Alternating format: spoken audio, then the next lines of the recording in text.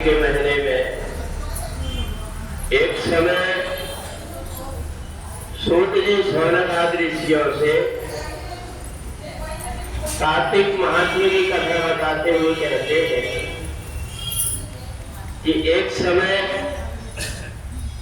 सारे देवताओं ने मन में विचार किया, हमारे पास में इतना धन और वैभव था, हमारे कर्म के कारण ये नष्ट हो गया।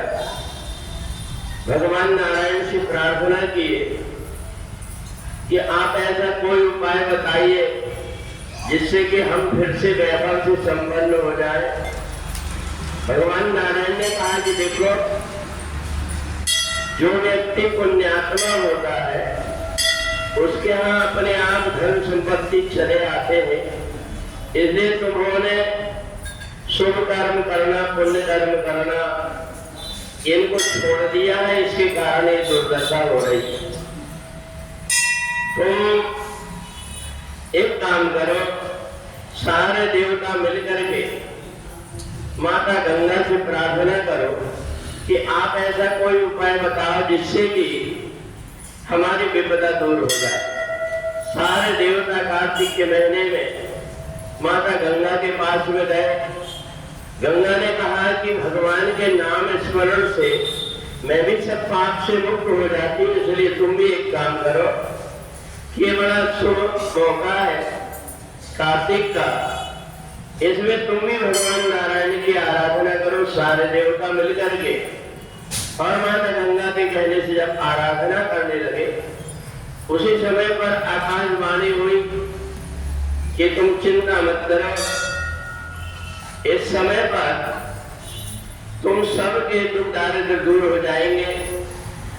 एक काम करो कि तुम सब मिलकर के और समुद्र का मंथन करो। तो उस समय जब समुद्र का मंथन करने लगे तो एक एक करके रत्न निकलने लगे। देवता बड़े प्रसन्न हो गए। सब देवता प्रसन्न होकर के रत्नों को बटोर रहे थे।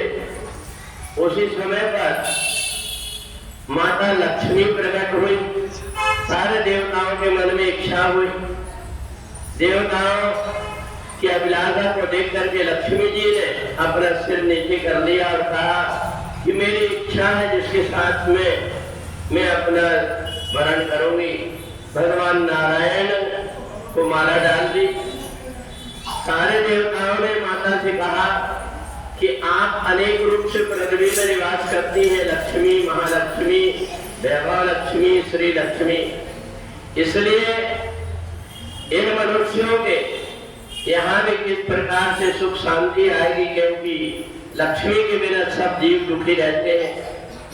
तो माता लक्ष्मी ने कहा कि देखो, आज के दिन अमृत लेकर के और धन्वंतरि प्रकट हुए हैं, इसलिए आज के दिन ही सारा वैभव पृथ्वी में आया, इसलिए धनतेरस के रूप से मनाया जाएगा। जो भी धनतेरस के दिन से 5 दिन तक अपने घर में दीप जला करके भगवान नारायण का और देवी की पूजा करेगा, उनके घर से दरिद्रता दूर होकर के और धन संपत्ति से संपन्न हो जाएंगे। सारे देवताओं ने जब सुना कि कार्तिक के महीने में दीपदान का इतना महत्व है, तो उन्होंने सबने मिलकर के त्रयोदशी से लेकर के दूज तक 5 दिन का जो दीपावली का मुख्य अवसर होता है, इस समय पर भगवान नारायण और लक्ष्मी दोनों की पूजन किया, जिससे सब प्रकार के धन वैभव की प्राप्ति होती है। तो इसलिए हम सभी धनतेरस से, छोटी दिवाली से लेकर के देव दीपावली तक के हम लोग भगवान की पूजन करते हैं, जिससे जाने अनजाने हमारे किसी कर्म के कारण लक्ष्मी अगर रूठ जाती है तो माता लक्ष्मी की कृपा प्राप्त होती है और जीवन में दरिद्रता दूर हो जाती है। इसलिए देवताओं ने जो आराधना किया भगवान की, ऋषि मुनियों ने जो बताया, उसी अनुसार हम भी दीपावली में दीप जला करके और भगवती लक्ष्मी से प्रार्थना करते हैं, तो घर में गृह लक्ष्मी के रूप में माता लक्ष्मी निवास करने लगती है। बोलिए जगदम्बा मैया की।